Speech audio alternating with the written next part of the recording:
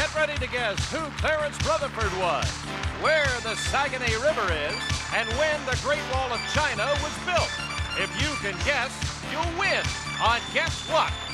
And now, here he is, the star of our show, Robin Ward. Thank you very much. Thank you, gentlemen. Nice to see you. Welcome to our show. It's the show, of course, is Guess What? And we have two great teams ready to do battle and attempt to answer some interesting and bizarre questions culled from the four corners of the earth by our crack research department. And right now, those teams are standing by and ready to engage in each other in combat, I guess is the right word. And Nick's going to introduce those teams to you. All right, Robin, here's our champions, a family that have won one game. Meet the Mills. Hi, Ron. Welcome to Guess What? Welcome back to Guess What. Thank you. Well, you saved the day for your team yesterday with that timely answer. You literally won the game for your team. Did they buy you champagne? Oh, I hope so. They're going to buy you champagne. Yeah. Good luck on our show today. It's nice to have you back. And this Thank is you. the lovely Colleen. Hello. How are you? Fine, thanks. You're an Irish. Were you born in Ireland? No, our dad was. We I were all see. born in Canada, I and see. our mother. But you can take the Irish out of Ireland, but you can't take the Ireland out of the Irish. That's right. Something like that. Well, it doesn't matter. Okay. It's good to have you back on our show, and I wish you the best of luck today. Okay, Robert, welcome back. Thank you. Nice to see you. It's nice to be here again. Now, you're a postgraduate student? Graduate student You are a at the graduate University student of Toronto. at U of T in personnel? Personnel Labor Relations. I see. What exactly is that? It's Well, it's called the MIR program. It's the Masters in Industrial Relations, and it has three streams: labor relations, personnel, and economics and policy formation. I see. And which area are you in? Oh, you're Basically, personnel and labor relations. It's I more see. generalist. It's a good program. It's fairly small, but Great. Well, good luck on our show today. You're a great team, and see how you do today and see who you're facing. Nick, let's meet the challengers, please. Okay, Robin, here's a sister team you might meet on the street someday, being walked by their dog. Meet the Morans. Hi, Maggie. Welcome to Guess What? I'm Maggie, and I wasn't walked by the dog. No? No, I'm a mother of two. I have a 16-year-old and a 12-year-old. I live in Mississauga. I'm also a student. At 40 years of age, I've gone back to U of T. Good for you. What are you taking? Exceptionality in learning. I like to Really? work with mentally handicapped kids. Well, good for you. It's nice to have you on Guess What. thank I wish you. you the best today. Nice to have you. My sister. Hi, Kate. How are you? Nice to meet see you. My name's Katie, single mother. I have one daughter, 19, at school right now, gone back to University of Toronto, York University. Really? And public relations consultant. Good for you. What year are you in at York? First year. Yeah. Yeah, it's just on a part-time basis, I actually. see. Well, it's a great field and interesting job opportunities in that area. Are you the person with the dog? Yes. Well, it's a long story. It's when I was pregnant. Oh. And my in-laws at the time felt that it was important for me to get exercise, so they'd tie me to the dog, and the dog took me for... I'm not kidding, honest to God. What kind of dog was it? German Weimaraner. So it used to jog down the street with you Run down. desperately running behind it. Yeah, You literally. got your exercise. That's right. It's Yep. good to have you on our show. Good Thank luck you. today. And Paula, how are you? Hi, how nice are to you? see you. I'm Paula Good. Wallbank. I'm from the West End of Toronto. I have two children, Sarah and Riley. I temporarily work as a dental assistant. And my hobbies are basically sailing and eating.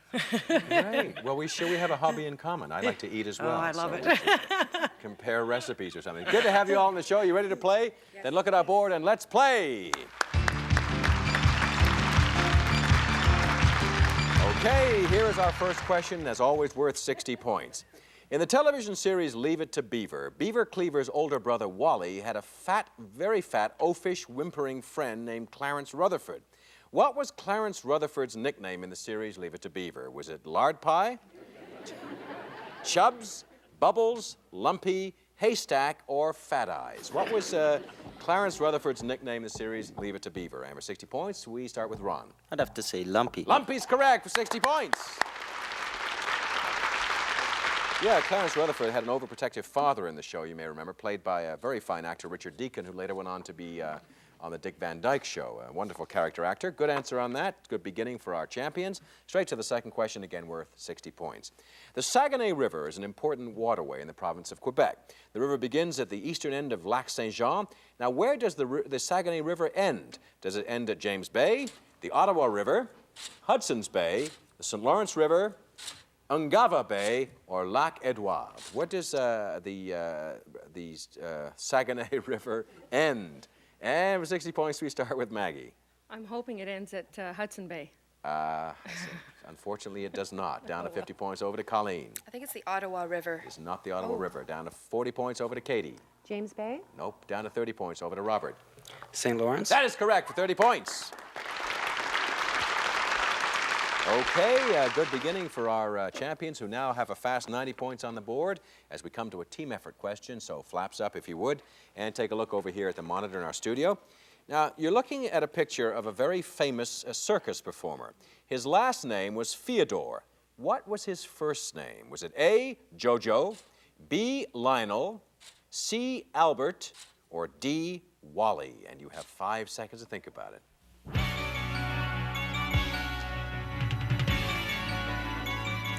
Time is up. Ron, what do you think? B, Lionel. You think it's Lionel and Colleen. A. Jojo. And Robert? I also say B, Lionel. Let's see how the Morans voted. Maggie? A, Jojo. And Katie? B, Lionel. And Paula? C, And we Albert. disagreed on this question. Let's find out, in fact, what Fyodor's last name was. The answer, first name, was Jojo, in fact. A, yes. Okay, yeah, Jojo, the dog-faced boy, was said to, quote, look like a man, bark like a dog, and crawl on his belly like a snake. He was a big attraction in circuses of yesteryear. I would have gone a mile to see Jojo. And let's see how we did on that question. Colleen had it right. She puts 20 points on the board for our champs. And also Maggie had it right. She also puts a like 20 points on the board. At the end of our first round, our champions have 110 points. Our challengers have 20 points, but there's much more coming up, and it's coming up right after this. Stay with us.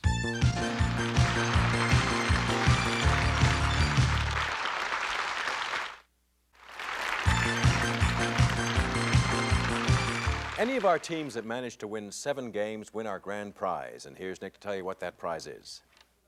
It's a trip to Greece from Olympic Airways and Apirotiki Cruises. 3 will fly out of Toronto to cruise to the beautiful islands of Greece. Compliments of Olympic Airways and Apirotiki Cruises. A trip worth $10,000.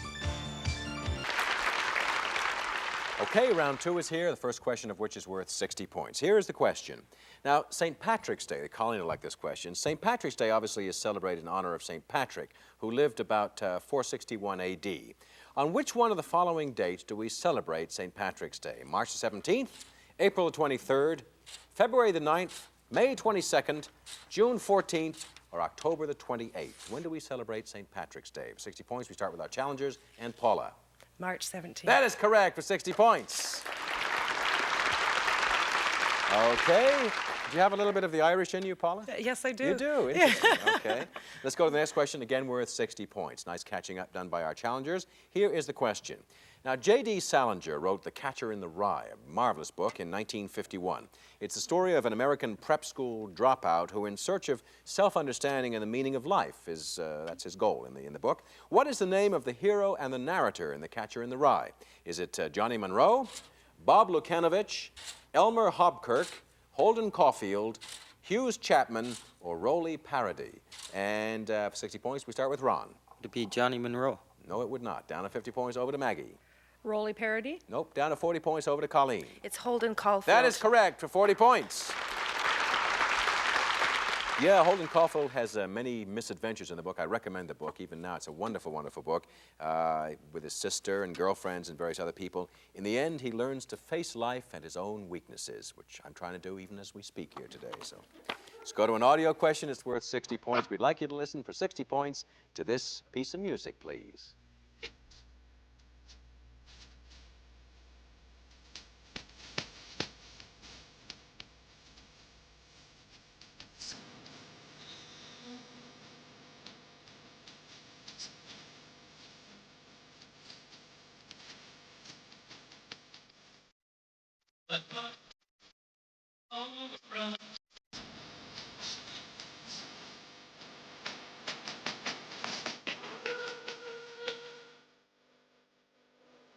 Can't help it when that's on, the Beach Boys or Jan and Dean, any of those people. That was, of course, was Jan and Dean singing Little Old Lady from Pasadena.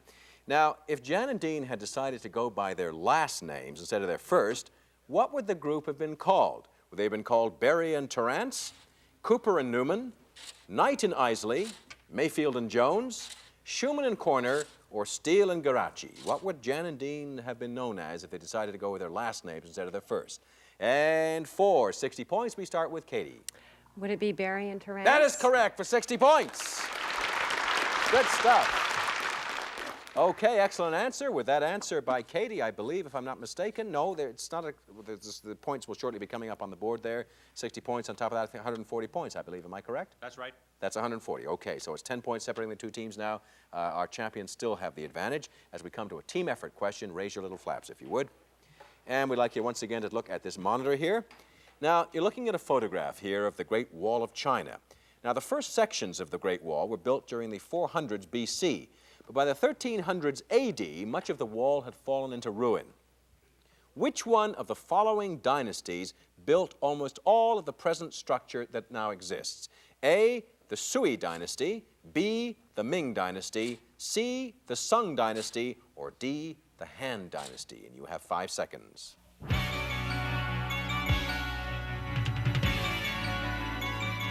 Time is up. Ron, what do you think? Say Bing, B, the Ming dynasty. Okay, and Colleen? C, the Sung Dynasty. And Robert. Also say B, Ming Dynasty. All right, and let's see how the Morans voted. Maggie? D, the Han Dynasty. And Katie? D, the Han Dynasty. And Paula? C, the Sung Dynasty. Okay, let's find out right now which of these dynasties is in fact right. The answer is B, the Ming Dynasty. 2 correct answers on our champions side. Ron and Robert put 50 points on the board, giving them 200 points, our champions. And our challengers have 140 points, a pretty close game. And there's more coming up right after these messages. Stay with us.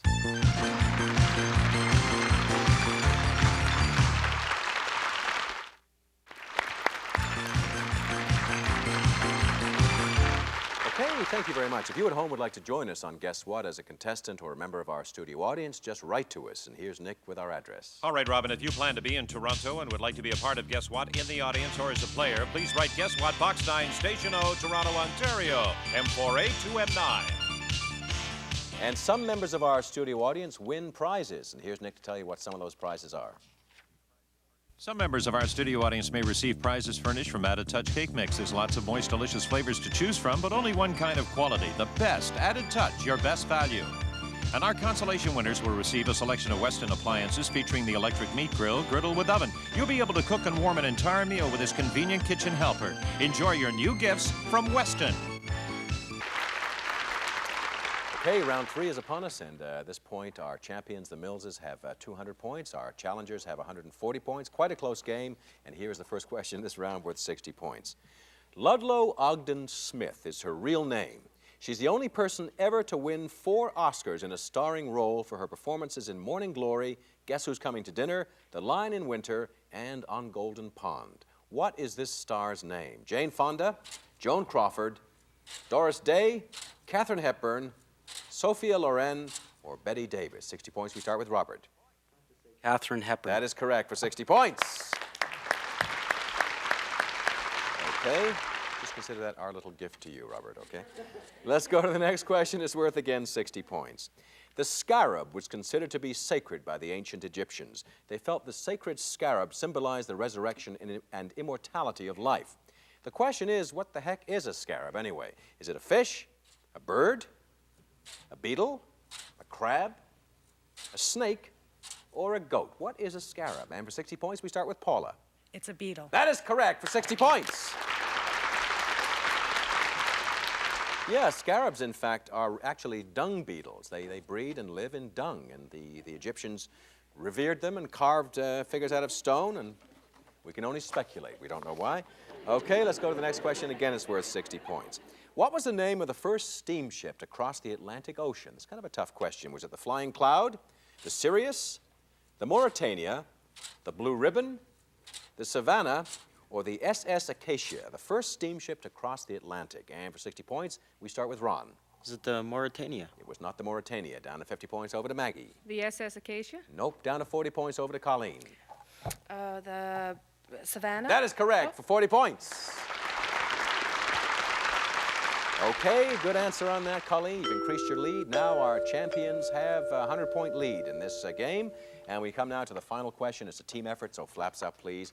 And this being the last question, as you know, the point value is triple, so you could add 300 points to your score. So all is not lost by any chance. Challengers, here is the final question. A sonnet is a poem with a fixed pattern of meter and rhyme. Its name is an Italian word meaning little song. How many lines are there in a sonnet? A, 8, B, 16, C, 14, or D, 12? How many lines in a sonnet? You have 5 seconds to think about it.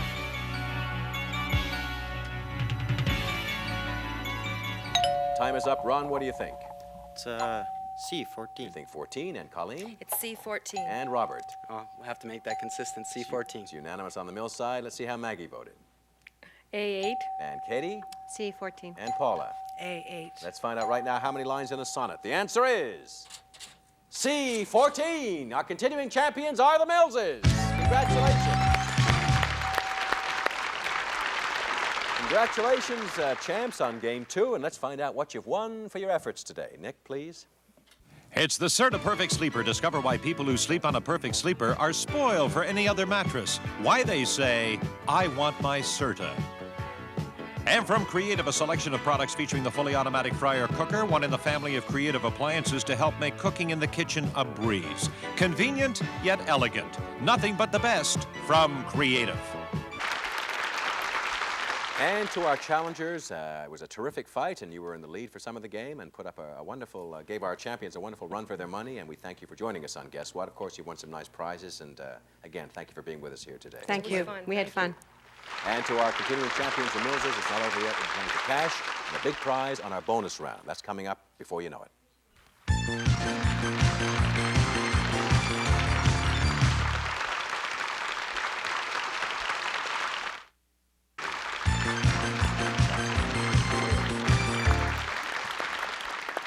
Just chatting to Ron here about his days at camp when he was swinging on a rope. What happened? You were swinging like Tarzan and...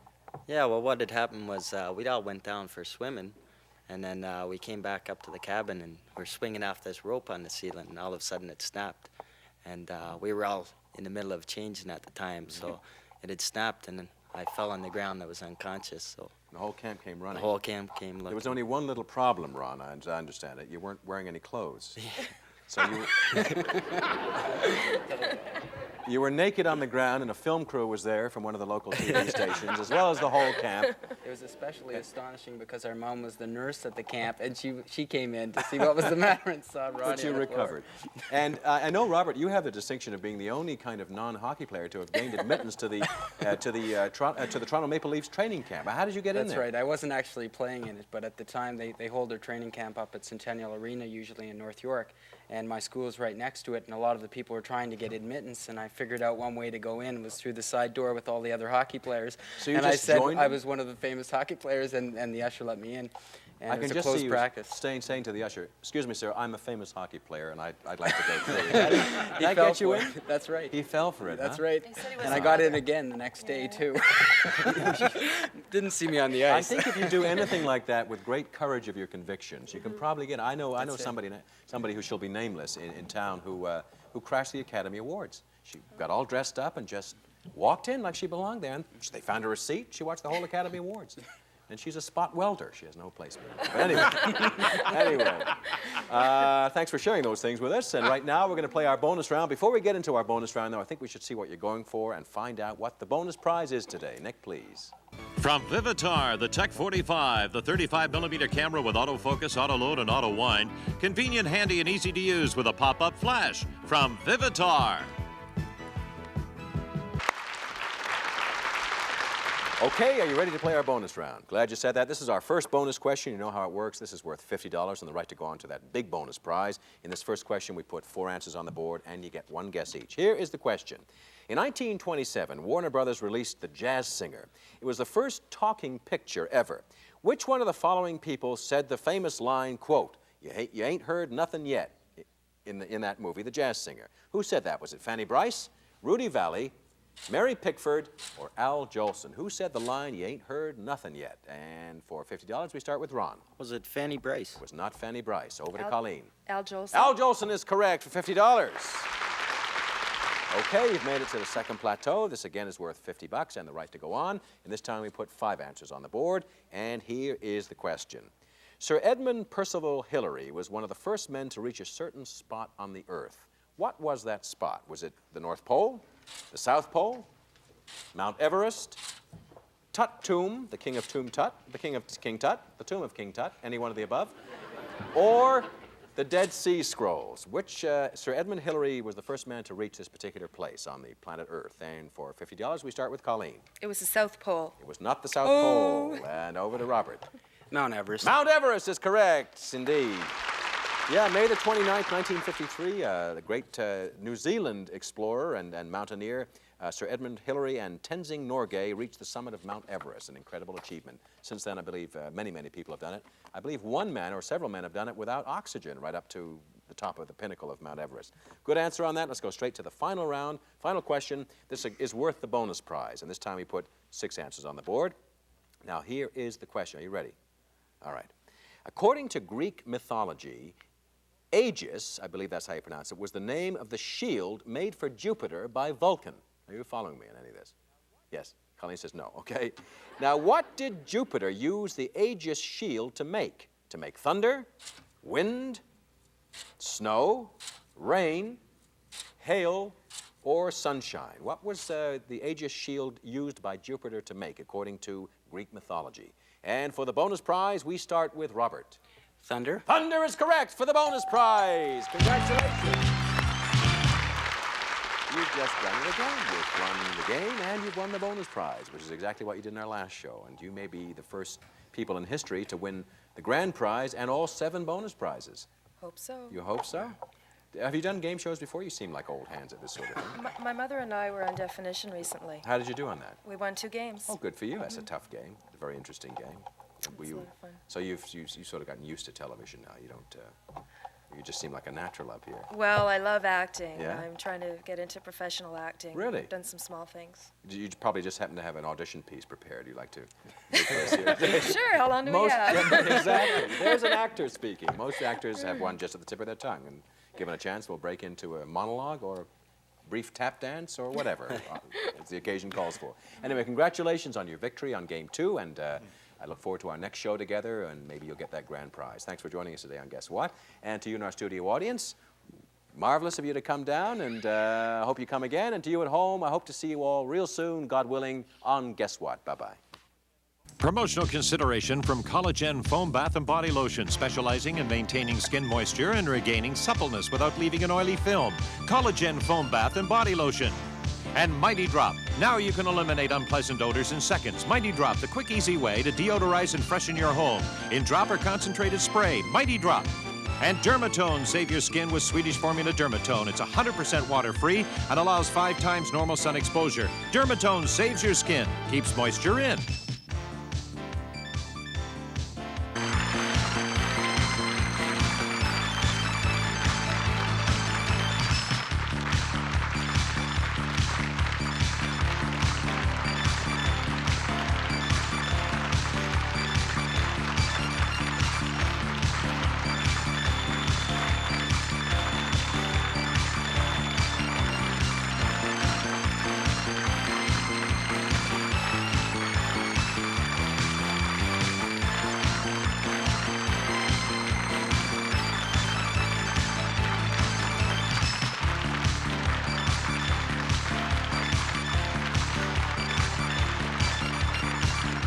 This is Nick Hollenrake speaking for Guess What?